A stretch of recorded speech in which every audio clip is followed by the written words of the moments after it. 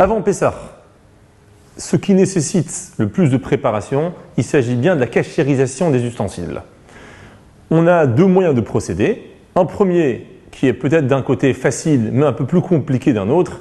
Il s'agit de ranger et d'enlever de la cuisine tous les ustensiles qui ont été utilisés toute l'année durant avec du chametz pour ressortir une vaisselle neuve pour Pessah. On les range, on les stocke, on ferme les armoires et on note que c'est chametz. On nettoie les armoires qu'on utilise toute l'année et on ressort cette nouvelle vaisselle pour Pessah.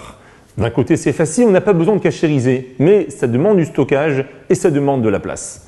On a une deuxième solution qui est la cachérisation qu'on va tout de suite expliquer. Mais pourquoi cachériser?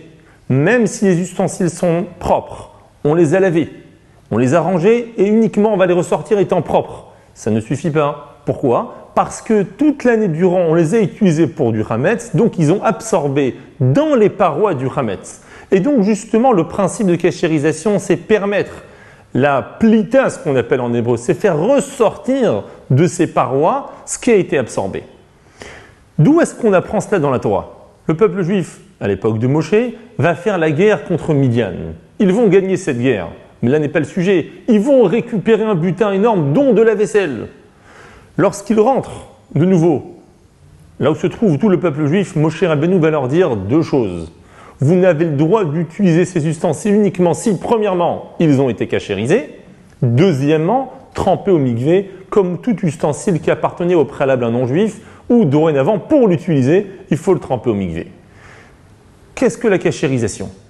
Il existe un seul principe fondamental dans ce sujet en hébreu, c'est kebolo karpolto, c'est-à-dire de la même façon dont cet ustensile a absorbé, par le même procédé, on va le cachériser, on va faire sortir ce qui a été absorbé. Bolo en hébreu, c'est absorber, polto, c'est ressortir ce qui a été absorbé. Et donc, un ustensile qui a été utilisé à froid, il suffit de la laver à l'eau froide pour le cachériser. Un ustensile qui a été utilisé avec de l'eau bouillante toute l'année pour du chametz, on va le tremper dans l'eau bouillante pour le cachériser. C'est là la traduction du mot agala, c'est faire ressortir à travers l'eau bouillante. Et si cet ustensile a été utilisé directement au feu, le seul moyen de cachérisation, c'est par le feu directement pour lui permettre de sortir ce qui a été absorbé. C'est ce qu'on appelle le liboun.